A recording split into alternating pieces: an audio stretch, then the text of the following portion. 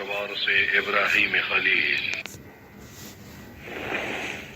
अल्लाह ने हज़रत यूसुफ़ अलैहिस्सलाम के क़िस्से को अहसनुल क़सस यानी तमाम क़िस्सों में सबसे अफ़ज़ल क़िस्सा करार दिया है।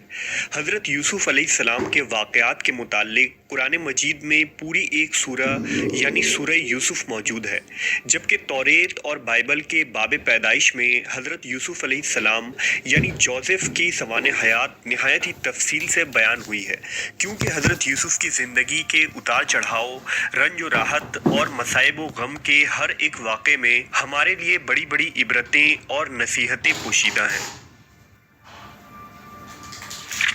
ये तकरीबन 2000 क़ब्ल अज़ मसीह का ज़माना था जब किनान में हज़रत यूसुफ़ अलैहिस्सलाम की पैदाइश हुई। हज़रत यूसुफ़ के वालिद हज़रत याकूब अलैहिस्सलाम थे, जो हज़रत इसहाक़ अलैहिस्सलाम के बेटे हैं। इस तरह हज़रत यूसुफ़ हज़रत इसहाक़ के पोते और हज़रत इब्राहीम अलैहिस्सलाम के पड़ पोते हुए। हज़रत यूसुफ़ के वालिदा का नाम राहील बिनते लाबान था, जिनके मुताल्लिक़ रिवायतों में आता है कि अल्लाह ने उन्हें दुनिया का निस्फ़ हुस्न अता किया था और आप नहायत ही हसीन व जमील खातून थीं। याकूब अलैहिस्सलाम की मज़ीद 3 बीवियाँ और थीं, लेकिन राहील आपकी सबसे चहीती बीवी थी। हज़रत यूसुफ़ अलैहिस्सलाम किनान के लोगों के लिए रहमत बनकर तशरीफ़ लाए थे और आपकी पैदाइश पर खूब बारिश हुई, जिससे फसलों में इजाफा हुआ। वहीं इस्तार के मंदिर में आग लग गई, जहां मुशरिक लोग बुत की पूजा किया करते थे। हज़रत याकूब की दूसरी बीवियों से मज़ीद 10 बेटे थे, जबकि सैयदा राहील से 2 बेटे थे, हज़रत यूसुफ़ और बिन्यामीन। यानी सिर्फ बिन्यामीन हज़रत यूसुफ़ के हकीकी भाई थे और बाकी दूसरे माओं से थे। जब बिन्यामीन की पैदाइश हुई तो राहील वफ़ात पा गई। उस वक्त हज़रत यूसुफ़ अलैहिस्सलाम की उम्र 3 या 4 बरस थी। हज़रत यूसुफ़ अलैहिस्सलाम अपने तमाम भाइयों में सबसे ज़्यादा अपने बाप के प्यारे थे। याकूब अलैहिस्सलाम को उनसे बेइंतहा उल्फत व मोहब्बत थी। हज़रत यूसुफ़ अपनी वालिदा की तरह बेहद खूबसूरत और रोशन चेहरा के मालिक थे। खूबसूरती के साथ अल्लाह ने हज़रत यूसुफ़ को बेमिसल अक्ल व फ़हम से भी नवाजा था। आपके अंदर खूबसूरती और मासूमियत भरपूर थी, लिहाजा हज़रत याकूब हज़रत यूसुफ़ को किसी वक्त भी अपनी नज़रों से ओझल न होने देते थे। यही वजह थी कि बचपन से ही हज़रत यूसुफ़ के सौतेले भाई आपसे हसद किया करते थे। बहरहाल हज़रत यूसुफ़ की उम्र 7 बरस थी तो एक रात आपने एक ख्वाब देखा कि 11 सितारे और चांद सूरज आपको सजदा कर रहे हैं। लिहाजा हज़रत यूसुफ़ ने सुबह अपने ख्वाब को हज़रत याकूब के सामने बयान किया। हज़रत याकूब अलैहिस्सलाम खुद एक बरगुज़ीदा नबी थे। आप समझ गए कि अल्लाह हज़रत यूसुफ़ को किसी अजीम मनसब पर फाइज़ फरमाने वाला है। लिहाजा याकूब अलैहिस्सलाम ने हज़रत यूसुफ़ से फरमाया कि प्यारे बेटे, ख़बरदार तुम अपने ये ख्वाब अपने भाइयों से हरगिज़ बयान न करना, वरना वो लोग जज्बे हसद में आकर तुम्हारे खिलाफ कोई हमाकत कर डालेंगे और तुम्हारे दुश्मन बन बैठेंगे। रिवायतों के मुताबिक जिस वक्त हज़रत यूसुफ़ अपने वालिद को ये ख्वाब सुना रहे थे, उनकी सौतेली माँ दरवाजे की आड़ से सारी बातें सुन रही थी और सुबह होते ही उसने आपके सौतेले भाइयों को सारी बातें बता दी। ये सुनकर उनका जज्बे हसद मज़ीद बढ़ गया। उन्हें यह हरगिज़ गवारा न हुआ कि उनका सौतेला भाई शान और रुतबा में उनसे आगे बढ़ जाए। लिहाजा उन लोगों ने हज़रत यूसुफ़ अलैहिस्सलाम को हज़रत याकूब से जुदा करने का फ़ैसला कर लिया। अगले दिन तमाम बेटे हज़रत याकूब की खिदमत में हाजिर हुए और उनसे इजाज़त मांगी कि आज हम सब यूसुफ़ को अपने साथ जंगल ले जाना चाहते हैं, ताकि दिन भर वहाँ हम सारे भाई मिलकर बकरियां चराएं और खूब खेल और तफरीह करें। याकूब अलैहिस्सलाम ने पहले तो इनकार किया, लेकिन उनके बहुत इसरार करने पर आपने यूसुफ़ अलैहिस्सलाम को ले जाने की इजाज़त दे दी।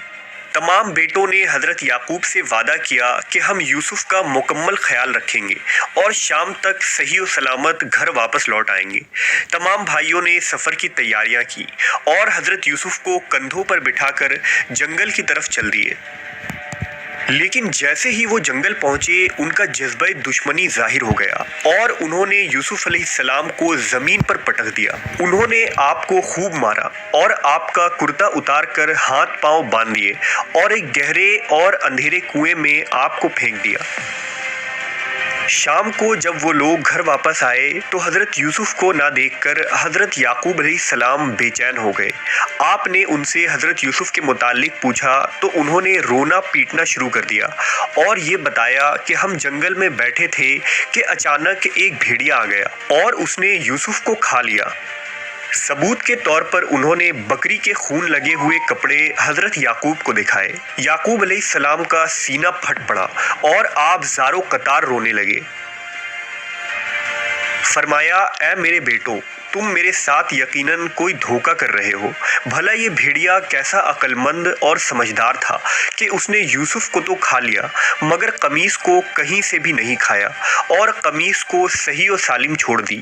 بیٹوں کے پاس اس کا کوئی جواب نہ تھا۔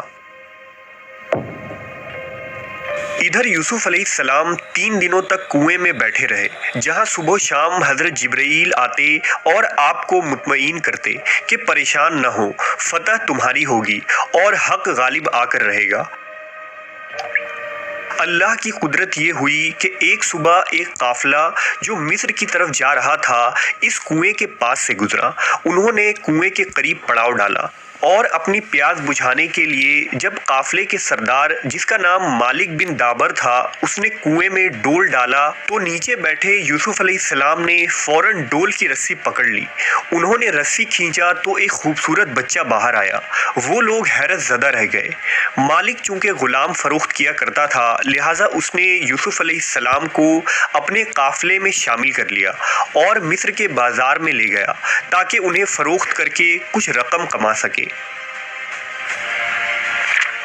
ادھر یعقوب علیہ السلام کا اپنے چہیتے اولاد کی جدائی سے برا حال تھا۔